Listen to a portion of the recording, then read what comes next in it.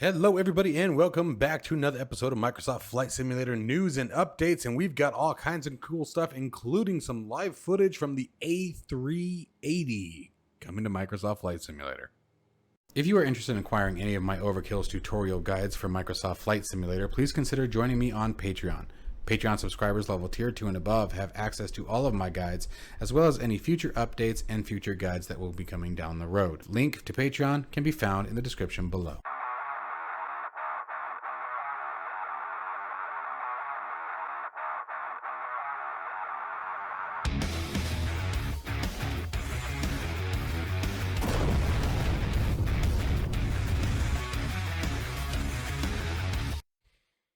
Okay, so first out of the gate, the A380 from Flybywire is making significant progress. Now, there is no sign of release or anything like that as of yet, but we finally get to see the aircraft live in the simulator, taken to the skies in her full glory and absolutely behemothicity. That's a word that you guys can keep, behemothicity.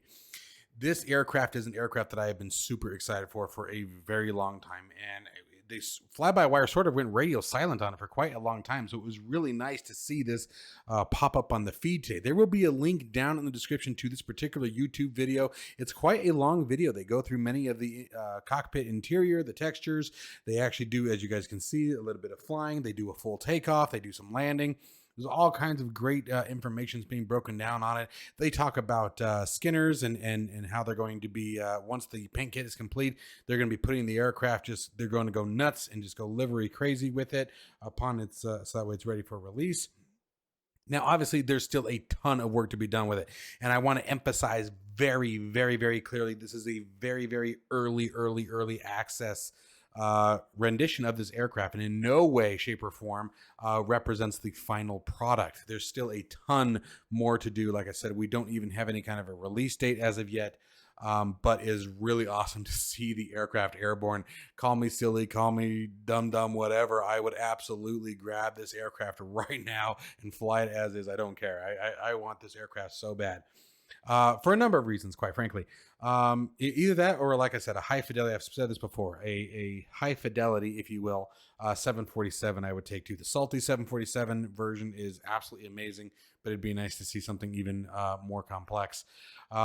They do a great job of showing off the cockpit in here. I love the way that the instrument panel has changed in comparison to that of the A320. Now, there are obviously still a ton of similarities. There's going to be a lot of things that we're going to be able to take from the A320 and move over into the A380 as far as general system operation. But as far as checklist procedures, this 4-engine monster is definitely going to be a significant change, and I cannot wait to get my hands on it. This is one I'm going to go guide crazy with. I love the big 4-engine aircraft. They are all being phased out at this point. I don't even think there are any A380s left that are to be developed. There are some obviously still flying, but not many. Most of them are through like Emirates and more of the Middle Eastern air traffic that are still using them. But you actually don't see very many anymore. They are very costly to operate. They're very inefficient in comparison to some of the newer aircraft that's available when it goes to cost to profit, margins and things like that. But the A380 was the largest of the commercial aircraft ever built.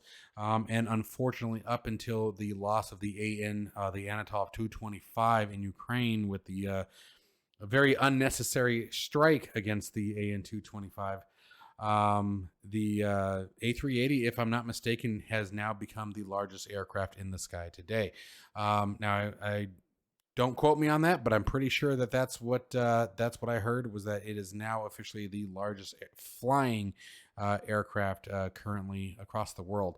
It is a behemoth. This thing is just such a massive aircraft, and yet it's so elegant and graceful. I love the wings design on this aircraft.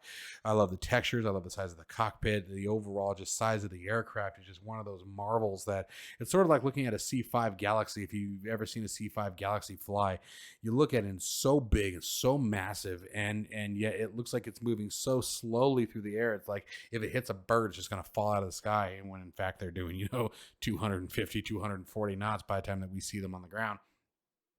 And so it's It's a really exciting time. This is an aircraft that I was super excited the day that Flybywire announced that they were making it.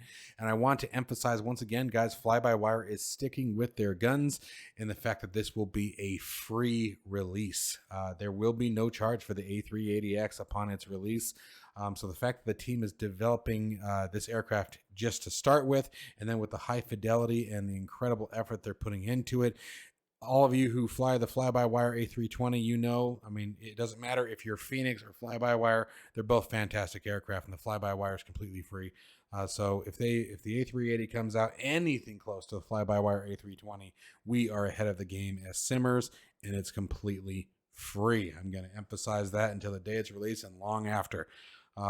What a marvel and what an incredible undertaking to grab this one as a gift to the community, essentially. So Fly-by-Wire, keep doing what you guys do. Super excited to see this. Again, you guys, if you want to see this full YouTube video, a link to it and the article will be down in the description below. Just keep in mind, once again, that this video in no way, shape, or form represents what the final product is going to be. This is an extremely early access rendition of the aircraft. It's basically just a teaser and to let us as the community know they are actively working on the aircraft and working very hard to bring her to us as quickly as possible. So continue to kick some tail, Fly-by-Wire. Aeroplane Heaven has broken the silence about their Avro Lancaster. For those of you who don't know, the Lancaster was a very famous and very effective World War II bomber for the British. Very similar in size and capacity to the B-24 Liberator, although in many ways better performing depending on what area of the war aspect we're talking about. They had announced this aircraft a long time ago, and they went radio silent right about the time that they announced their DC-3, which we obviously later figured out what happened there when it launched with the Microsoft Flight Simulator for the 40th anniversary update. Now, we still don't have any kind of time frame as far as when the Lancaster will be received in Microsoft Flight Simulator, but we have some absolutely stunning imagery of this incredibly beautiful aircraft. She's an incredibly gorgeous plane. Again, it was very, very successful. It didn't have quite the payload of its competitors, such as the B-17 and the B-24. But again, she was still very, very capable, very, very effective bomber for its time. I mean, obviously, anything when you speak of the bombers in relationship to World War II, it's all going to be subjective given the fact it was still a matter of putting 1,000 planes over a particular target and just leveling, 40 square miles of field in order to hit your target. But definitely a lot of history involved around the Lancaster. It was certainly an aircraft to be intimidating to the German fleet. It was a very, very wonderful and very, very beautiful and elegant piece of aviation history, in my personal opinion. What separated it from many of the other bombers, aside from the B-17, for example, was that it was a tail dragger, where I believe the B-24 Liberator and, for example, like the B-29, well, the B-29 doesn't really count. She sort of changed the game there. But I believe the B-24 was a nose wheel steering aircraft. But you can certainly see a lot of relationship between the two aircraft. For those who are familiar with the B-24 versus the Lancaster. Super excited about this one. I really don't have a problem with this one. Some of the World War II aircraft is getting a bit on the redundant side just because of the fact that you can't really do anything with them, right? I guess it really depends on what your peak is. I absolutely enjoy, to this day, still flying the Spitfire, the P-38 Lightning, and the Corsair are probably my favorites. Even the P-40 that I flew a couple weeks ago was a ton of fun to fly. But a 4-engine World War II bomber, that's going to be a whole different aspect. That's going to be something that's going to be very unique to flight simulation that no other flight simulator currently offers that I'm aware of. I mean, maybe War Thunder, but when it comes to flight dynamics and things like that, it's a whole different ball game when you compare it. But so it's going to be a very interesting experience depending on the fidelity of the flight model and the flight dynamics, running down the runway in a Avro Lancaster. This is going to be quite an impressive specimen, and I'm definitely looking forward to seeing it hit the simulator. The highest elevation for commercial airports in the United States is Telluride. Telluride. Gosh, Telluride. I'm never gonna say it right. I am never gonna say it right. Okay, so I just want you guys to understand that right now. I am never going to say it right.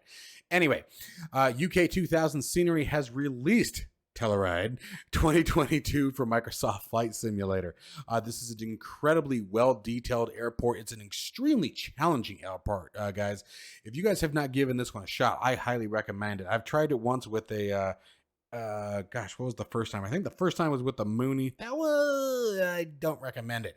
Tried it the second time with the TBM 930. Had much better success, especially at those altitudes, as the elevation is over 9,000 feet, and there are tons of mountains and hills and ravines and everything right around the runway. So it's extremely gusty. It's extremely unpredictable, in my opinion, and definitely offers a significantly more difficult approach.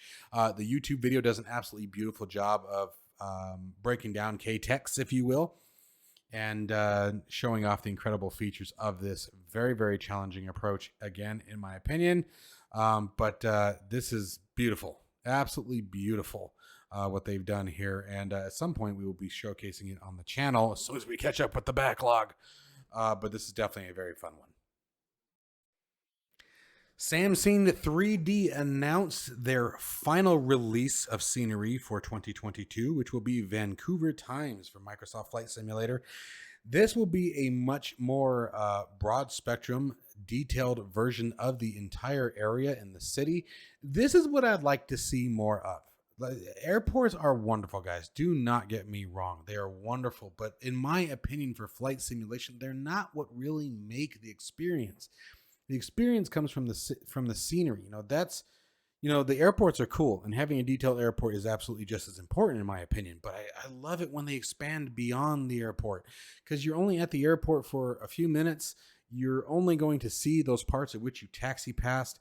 If you're following your departure and approach procedures, you're not going to be focusing a whole lot on looking at the whole rest of the airport and really getting to soak up that scenery. But on your way into the approach or your departures, or if you're doing a VFR flight, the city, everything around it, that's where it comes into play. I wish I knew how. I don't have the know-how, but I wish I knew how to do a full, authentic, updated mapping of the city of Tucson, where I live. I would absolutely love to learn how to do that, because that's what makes it fun, is the scenery. So, Samsung 3D and what they're doing here is exactly what I would like to see more of.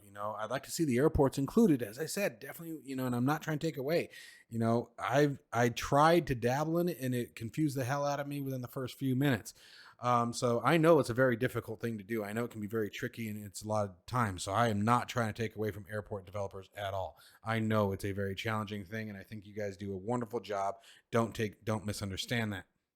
But it'd just be nice to see people do like this and dive into the cities too. Yes, I'm looking for you guys to do the work that I want to do, but don't know how and can't figure out, because apparently I don't have the brain power. But this is a very, very beautiful rendition. I love the detail that's being put into it. Everything from the buildings, no foliage on the buildings. The trees are being removed in the place that they don't exist. That's what I'd like to see. Microsoft Flight Simulator offers a great base to start with, certainly, but it just doesn't. Even like out here in Tucson, the scenery is pretty messed up, because the satellite imagery is tainted by all of the foliage and trees and things like that where they don't belong. And so it really ruins the experience in many ways. So I wish I knew how to do this. Samsung 3D, keep kicking tail, because this is awesome. And hint, hint, maybe your next project could be Tucson, Arizona, United States. I'm just saying, I'm asking for a friend, right? I'm asking for a friend. I wouldn't want that. I'm asking for a friend. My friend would want you to do Tucson, Arizona. It's not me. I'm just trying to be that guy who passes a message. And I'm going to run before I can get any more trouble. Let's move to the next one. As always, my friends, I hope that you guys have enjoyed this news and update video. Again, please accept my deepest gratitude for reaching 30,000 subscribers. You guys are absolutely phenomenal, and I cannot wait for another 30,000. This is just going so far beyond what I ever expected it to be, and that is because of you, and I don't ever forget that. I do my best to read through all your comments. Even if I don't respond, I at least hear them, and I accept the criticism, both negative and positive, and it's what makes the channel continue to grow and develop into what it is today, and that could never be done without you all. So as always, stay safe and healthy, folks. I'll see you in the next one.